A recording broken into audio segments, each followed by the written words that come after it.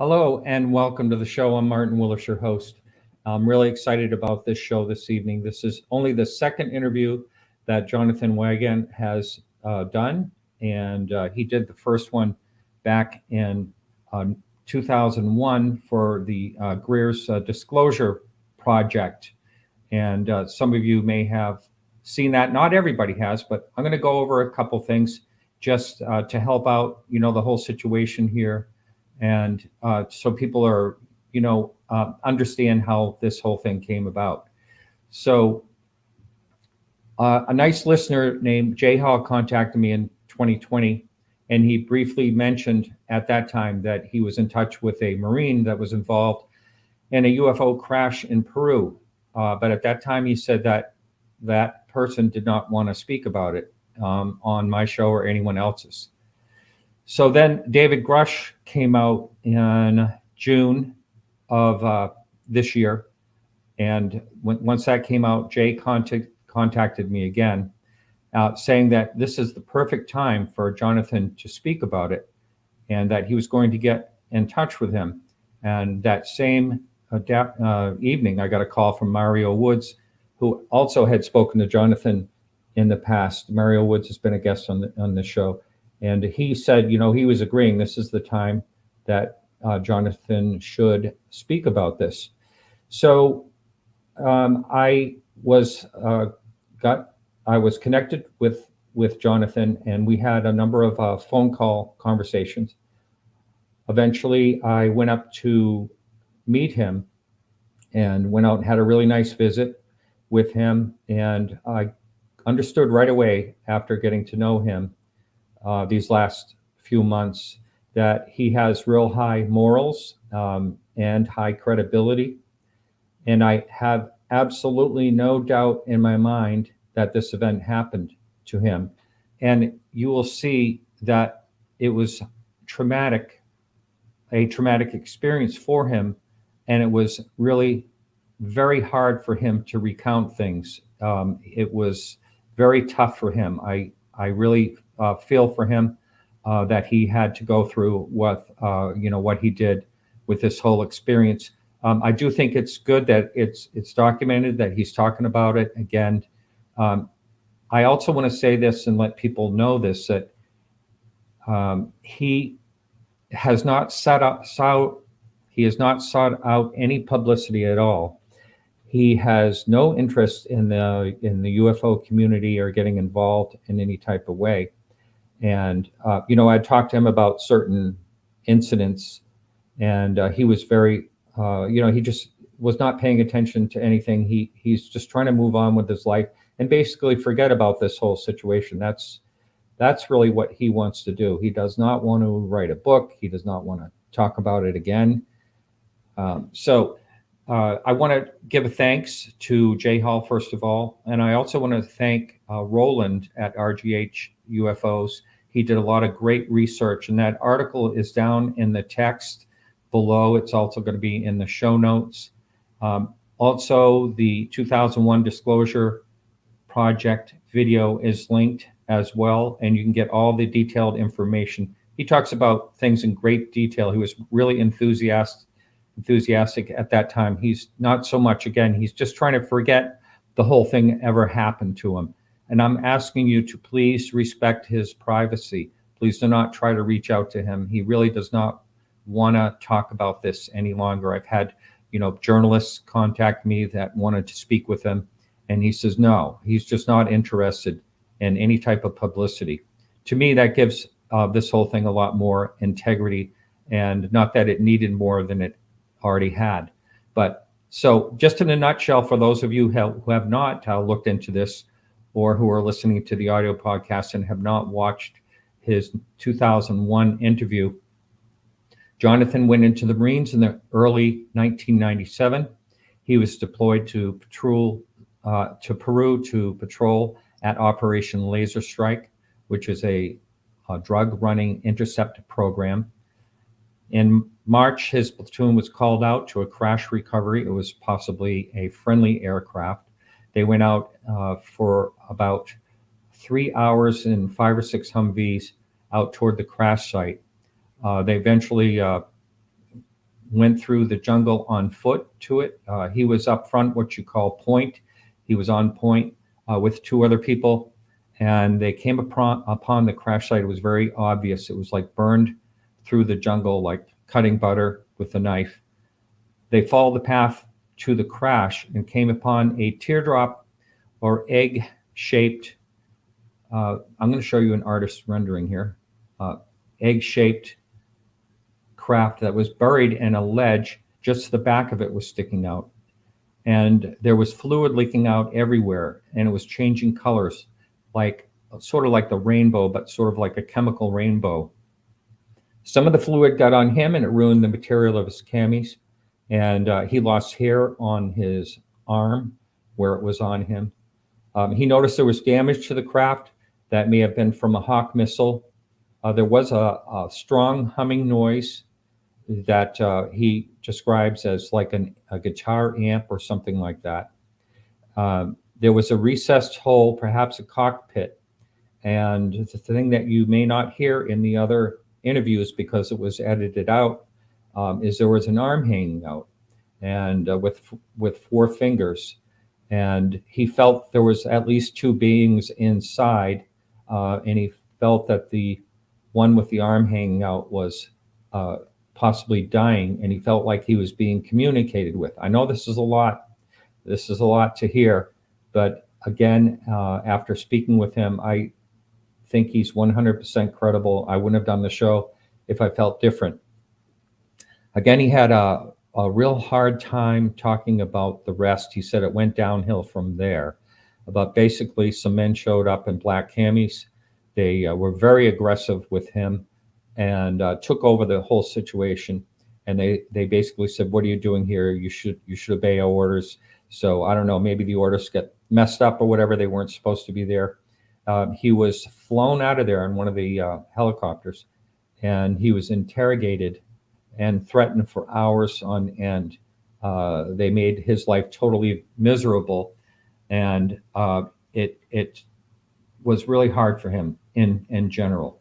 So anyway, I totally respect him, for all he went through, and he's just trying to move on, and again, to forget about this. And I'm going to start the video now.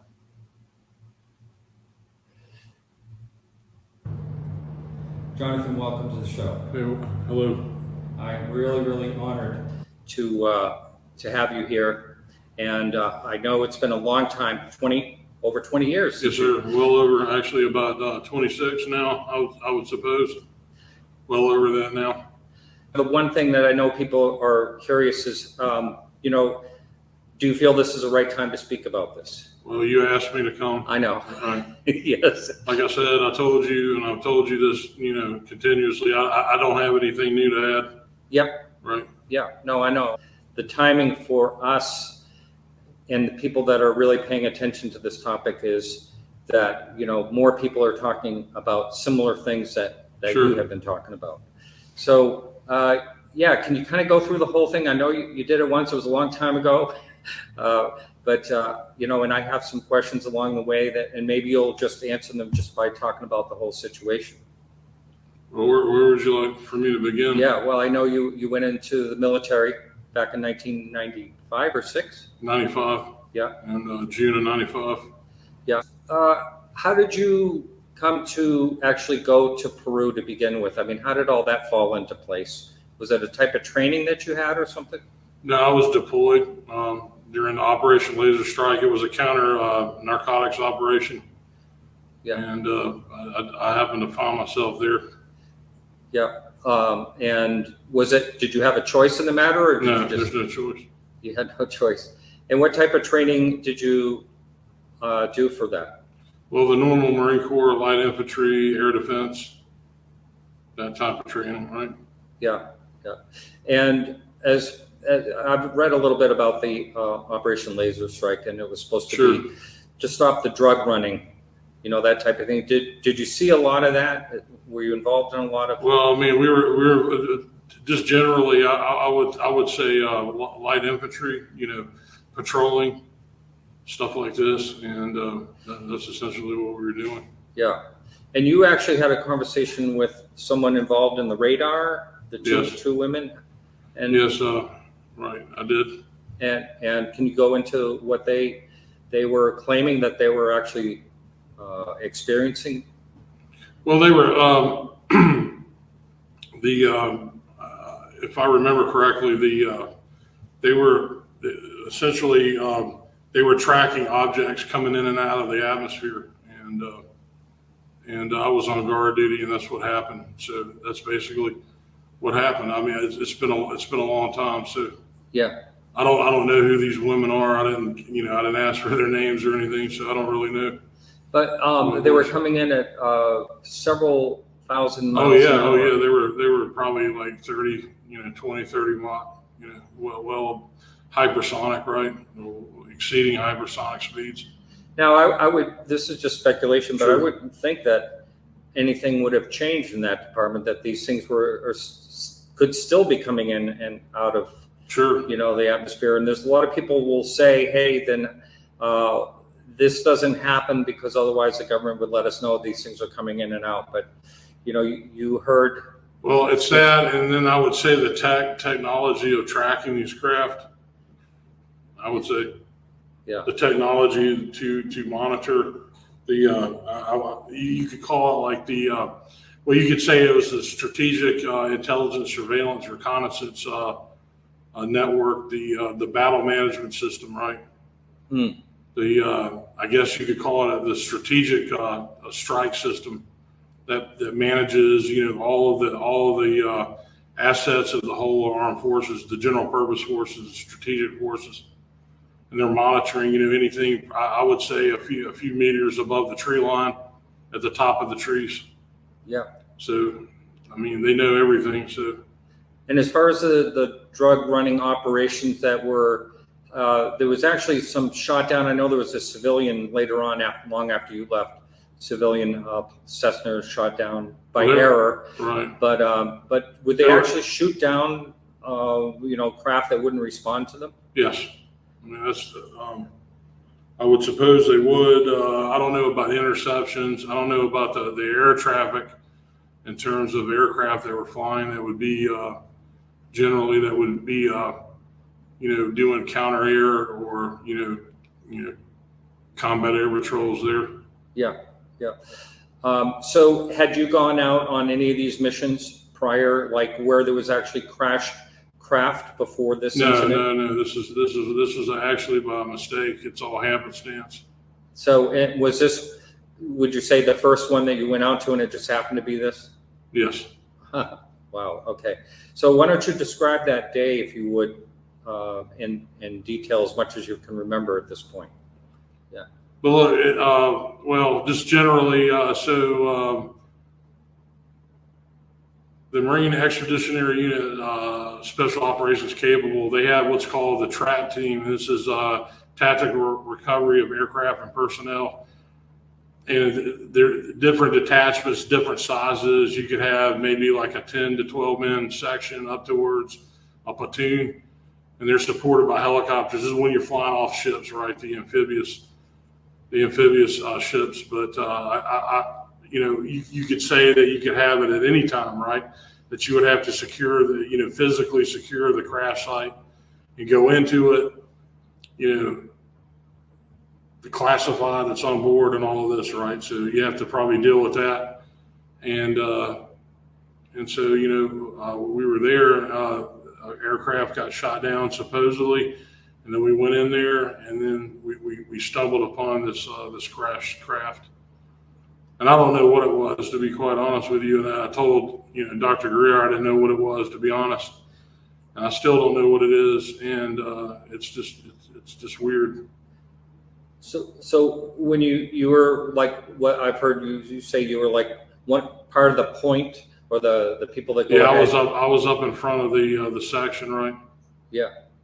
And the landscape, you could see that it was a crash. Oh, it crashed. It burned itself through the jungle. I didn't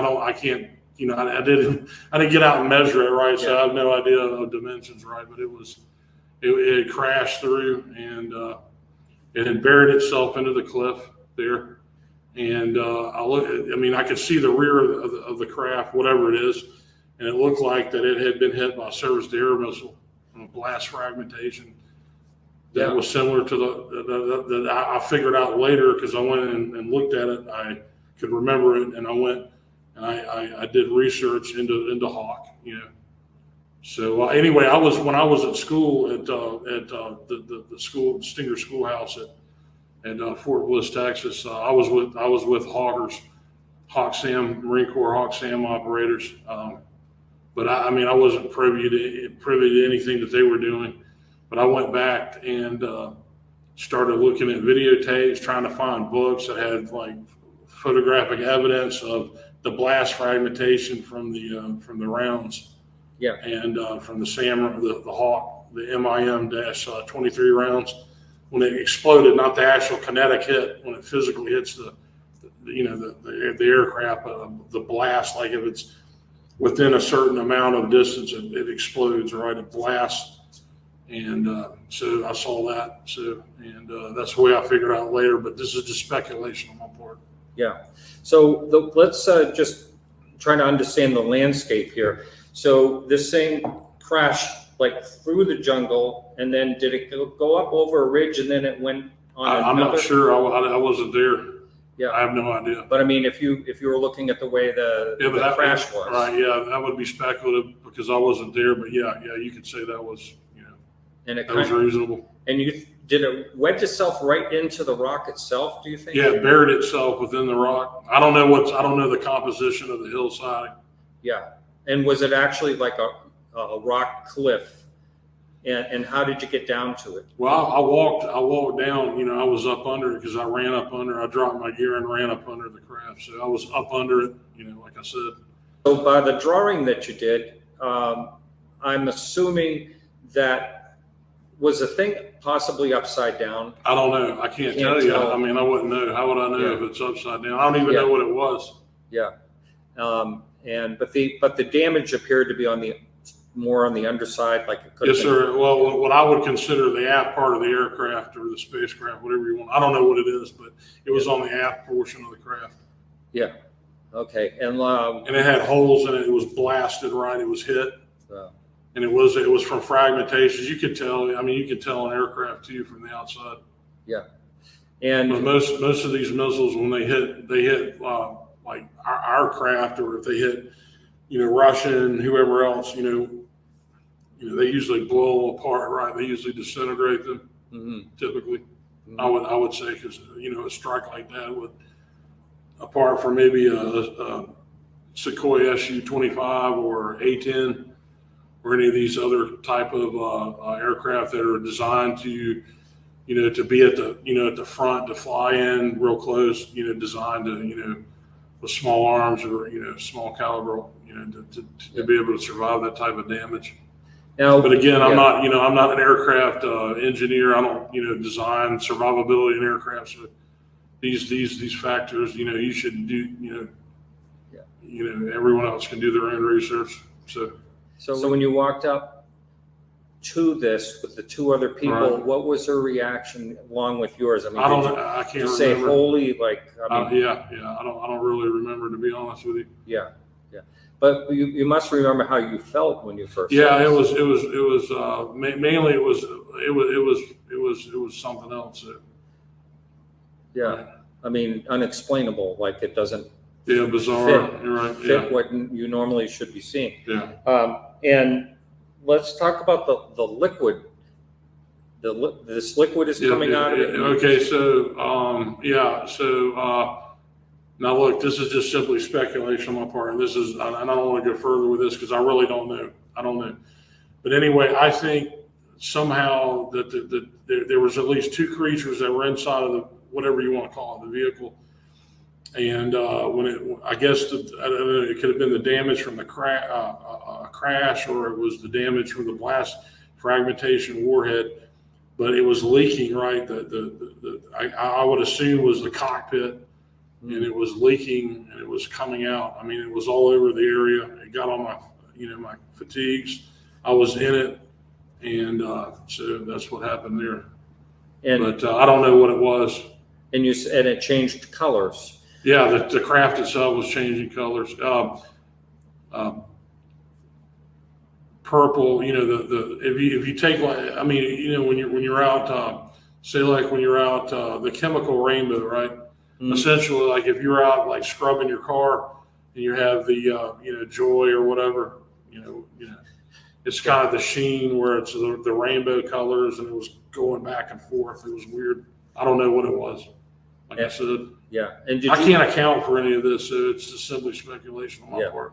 Did you happen to notice exactly where it was coming out? Was it coming out at the damage or out of the cockpit? Well, it was, I don't know if it was a cockpit, like I said, but there was a gash in it, and it was flowing out. It had spread all over anyway because it was there, you know, obviously prior to me getting there. So. And when you got it on you, did you feel any type of sensation or anything, like burning or anything like that? I can't remember, to be honest with you. I did lose all my hair, but I mean, I was so drenched with sweat, and I was so hot, and you know, yeah, the whole situation the way it was. So. Yeah, I would be myself. I'd be scared of whatever was coming out of. Sure. This is coming out, and I believe you said the liquid itself was changing color too, right? Yeah. Well, I mean, it was like a chemical. It's some type of chemical. Yeah, because I mean the sunshine and everything. Yeah. You know, and the ambient lighting around. So now this is probably a weird question. Was there any odors that you noticed? I can't remember. Yeah. And what was your fear level? To me, I think it was pretty. I was maximum. You know. Yeah. And when you come up to something like this, do you think right away? I mean, I'm just trying to picture the whole thing. Do you think like there's someone in there? Are they okay? Yeah, there was like I said, I think there were, like I said, I thought there were two creatures inside of the vehicle, or what I call creatures. I don't know what they are. And but what about? Did you see any? You saw some part of? Yeah, one of the creatures was his arm and hand was hanging out. Hanging out. Did it come out? Was it hanging out when you walked up to it, or was it? Yeah, he was hanging out, probably dying. I don't know about the other pilot. I don't know what they were, to be honest with you, but I guess you could call them aliens or whatever. I guess that would be. Yeah. Right. And one of them was, I think he was dying almost or close to death, right, from the crash. So, but like I said, this is right. Yeah. This is what I thought at the time. I mean, I don't know. Yeah, there's a case. I know you're not into like looking into the UFO topic per se, but there is a case in South America, the Virginia case, where there was some beings, and one of the military people supposedly picked up and carried, and then 2 weeks later he died. So I mean, and he was in really good health. But I do remember that you said you felt like you could. I know you said I think they were trying to project their thoughts into my mind, but like I said, I mean, from the traumatic experience, you know, I just don't know at this point. Yeah. But when you think back on it, I try not to. Yeah, I think that's a good point. And fair enough. So all this is happening. Are you having a conversation on, you know, what do we do here? Anything like that come up? Or, I mean, what about the people that were held back? Were you communicating with them? Like I said, you know, there was a lot of commotion, a lot of people running around and all that stuff. You know. And a normal situation like this, if you were what you were trained to do, let's just say that was a friendly aircraft. Mm-hmm. The first thing you do is look for survivors. Is that what it is? Yeah, apply, you know, first aid and all that. And typically they would fly helicopters in and pick the aircraft up if there's anything left of it, you know, in the recovery of the pilots and all of this, right? Yeah. And this could go, you know, through different. There's different ops, you know, that they could do. Yeah. Like, for example, you know, you just get the pilot. You don't know, you know, he ejects, he punches out of the aircraft, he's gone. Aircraft crashes somewhere. You know, it's a write-off, and they want the pilot, right? The pilot's that's who's the most valuable, because you know, you keep building new aircraft, it's very difficult to get good pilots.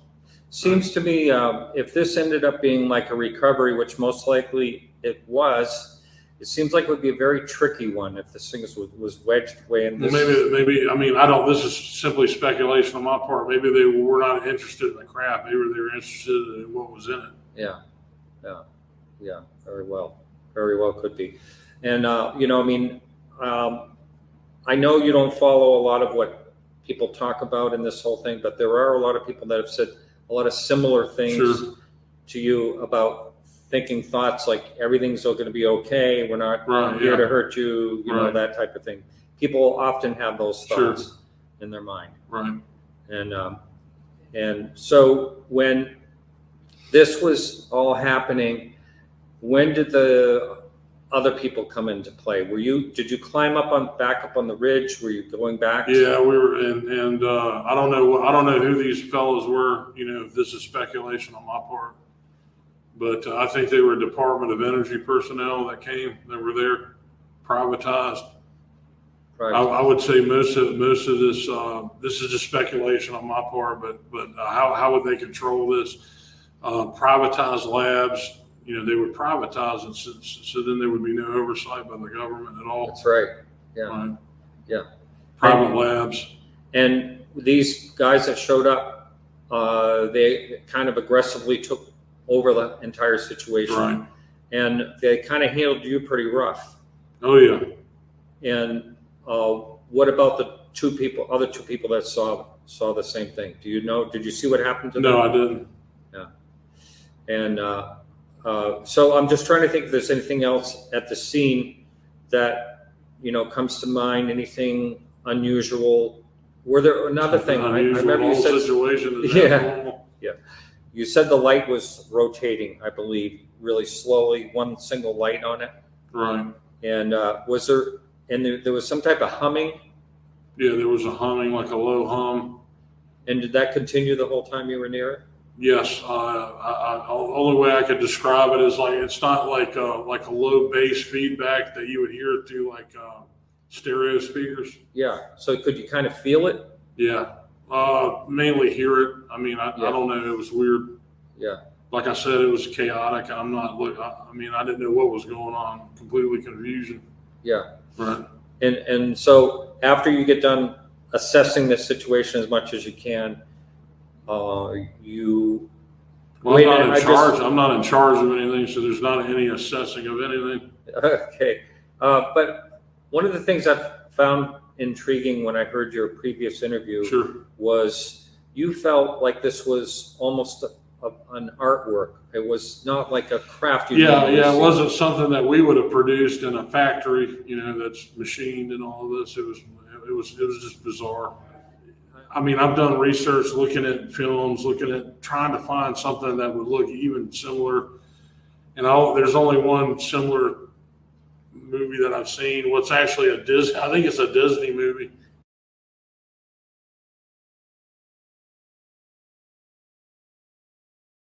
But it was huge. I mean, it was big, man. And it was shaped almost like between an egg and like a teardrop almost. It looked really aerodynamic, at least in the shape. But the closer I was close enough to take out detail on it, that it was not just smooth. There was bumps and notches and things in it. It was really organic. It was almost like art. That's really how you would. It didn't look like something that somebody made in a shop. It didn't have that clunkiness or that tin can kind of deal. It was more of art. I would say. It looked to be that it could have been handmade, but out of what and what materials, I don't know. Definitely nothing like titanium. It wasn't. See, this is the whole thing. It looked metal, but it didn't have any reflection on it, man. I mean, the sun's coming down, and if you got something made of metal, regardless of it, I mean, maybe if it's subdued with paint and it's got a cami sheen on it, you're not going to see any reflection. But I could see the different shades of the craft. They didn't shine. It just like it was. It didn't reflect anything, and I guarantee if I'd thrown like a flashlight on it, it wouldn't have reflected it. Did you happen to hear the Marine that came out recently talking about his No, situation in Indonesia? I've had friends that have talked to me about it. I've not watched his video. Well, the one thing that he does say is, there were people that showed up in black camo Mm-hmm. and kind of took over the situation and was very intimidating. Sure. So, and then he mentioned you. He didn't know who you were. He said there was some other person I heard about a similar thing happened. Sure. Yeah. A lot of people, when they come upon a situation like this and a close encounter like yours, they kind of feel like there's something different about time or something like that. Did anything feel distorted to you? Well, I mean, it's just a super stressful situation. I mean, that's enough. Yeah. The adrenaline's going, Yeah. right? Yeah. And did you ever feel like running away from the thing? Or Oh yeah, I wanted to get out. Yeah, I don't blame you. And And it just got worse. I mean, see, this situation doesn't get better. Yeah. It just gets progressively worse. yeah. So I mean, we can have a private conversation about that, but I don't want to go into like the more of the I would say the more conspiratorial events that came afterwards. yeah, I'm just pretty much done talking about that. you were walking away from this. Can you explain how you were just grabbed by these guys and did they just like Yeah, they threatened you, like you didn't see this? I mean, Well, like I said in the video, they put me on the CH-46 and flew me out of there. I don't know where I went. Like I said, I don't know any more now than I knew then. Matter of fact, I can say definitively, I know less today than I knew then. yeah. There's a lot of people that are going to be listening to this that have not watched your video, have not listened to it or watched it. So that's another reason. I'm just not going to repeat myself. Like I said, they can go. Well, they can find the various edits of it. I don't know. I'm not responsible for editing or any of this. So Okay. I don't. There seems to be several different clips of me out there or whatever floating around. I'm not. They have not. I mean, I don't control them. I haven't edited them or any of this. Yeah. Right. All right. Well, let me ask you this: have you had any? Would you consider any after effects of this? People talk when they. Yes, but this is personal stuff. I don't want to get into health issues. Yeah. We can have a private conversation about that. That's just. Yeah. I don't want to get into private medical conditions or things. Have you had any things? A lot of people talk about like all of a sudden they have premonitions or they have dreams. No, I don't have any of that. Maybe nightmares Have you had nightmares about this? all the time. Still? Yes, sometimes. I will after today. This is why I don't do these interviews. Oh, yeah. It's all right. It's not your fault. It's just, I just don't. I mean, I don't want to get into health concern and private matters, especially if this is going to be on the internet. I mean, I just would rather not speak of this. Yeah. So if you're looking back on this whole thing, you probably, I'm guessing, would wish that you did not happen to be. Absolutely. If I could go back and do it all again, yes, absolutely. Yeah. Is there anything positive at all that you've gotten out of it? Yeah, I'm still alive. Yeah. Yeah. And was there ever a fear of that? Yes, absolutely. Yeah. Yeah, that's what I'm blessed with is life now, however it is, Yeah. Yeah. just trying to work hard, trying to make it through the end of Empire, because that's what we're in now. We're at the end. I think we're approaching a rapid end of the American Empire. So I think this is what keys into the whole UFO. You can put that in there. That's just my thoughts, but I think this is why I think this is key now with all of this. Have you watched anything at all that's happened? Like I know I talked to you when I was at the hearing in DC, and You sent me that stuff. It's just too stressful, and I'm working. I work long hours. Yeah. I drive. I'm a truck driver. I've been driving almost 19 years this November, so I just work a lot. Yeah. I'm home. I'm not over the road anymore, but it just. Yeah. Now, what about your friends? And have you talked to other people about? No, that? I don't talk to anyone really. You don't talk about this whole. No, I don't. Yeah. Does it? I know you said it's hard for you right now to Right. talk about it. And is this something you just want to move on and not people may try to contact you. Oh, well, you know. Yeah, and I know they have tried to Mhm, contact you. yes. Yeah. There's nothing wrong with that. I mean, I just can't, I can't essentially be, I don't know, like a slave to public opinion, right? Or be subordinate my own self to what people think of, popular opinion, because it's erroneous and Yeah. easily manipulated. I'm not trying to manipulate anyone or do anything like that. I mean, you're just asking me questions. We're just having a conversation. Yeah. But you felt, I know you've said this, you felt as though you should talk about it, like at least in the beginning. You wanted, people should know this. Oh, yes, they should know. They should know because this upends the whole, I guess, the paradigm that we're in. That's why the skeptics are constantly attacking ufology and all this. Constantly. I mean, if everyone was just full of shit and short of fact, none of this would be happening. There wouldn't be the constant. There wouldn't be I don't know what you would call it, a counterintelligence deployment. I would say a lot of this is. So if the government obviously knew that this thing happened and probably. Oh, this has been happening for years. I'm sure this is not the first time. Right, and it just makes you. Do you feel as though that because they can't explain how to protect us from it or anything, like we have no control over it? Do you think? I don't know. I just don't know. See, there's this opens up another dimension. Who are these creatures? Where are they coming from? And all of this just becomes super advanced and it becomes highly speculative. Yeah. I know. One thing I've always done in the show is I've never said that I know for sure where anything comes from. It's not possible. I mean, they could be coming from. They could be, biological UAVs or biological entities that are coming from the past, the future.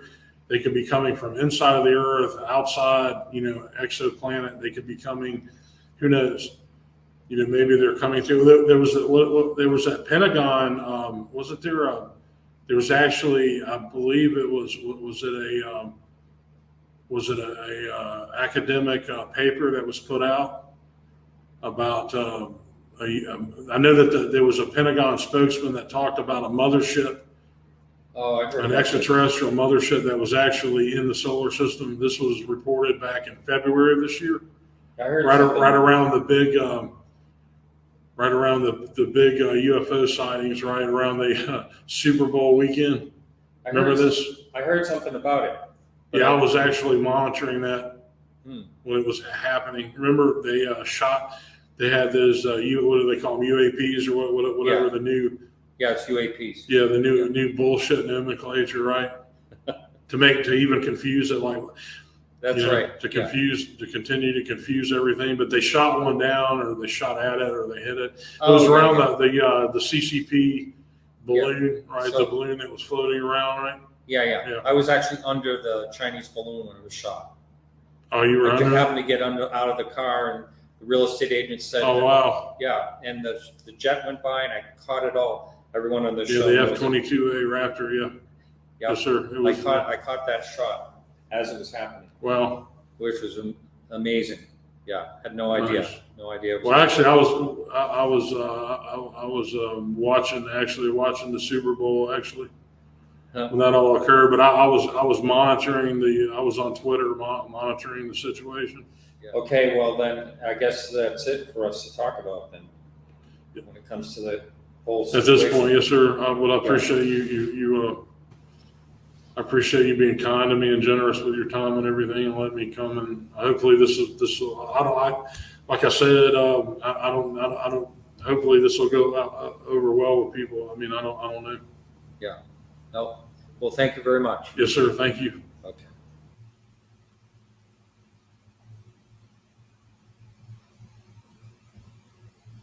So that was it, everyone. That was all I got out of him, and I do appreciate everyone that is watching this. I appreciate some of the comments, not all of them. Some of them are out there saying, no proof. When you really think about it, should he not have talked about it? Because he doesn't have a hubcap of a UFO in his hand. I mean, it's kind of silly. There's, what else do we have? We have stories, we have accounts. Again, I put my reputation on the fact that I think he's 100% telling the truth. I know I have no proof of that, but it's, I've been dealing with people for many years, and I feel as though I have no question about his integrity, especially after getting to know him. And you can see how uncomfortable it was for him to do this.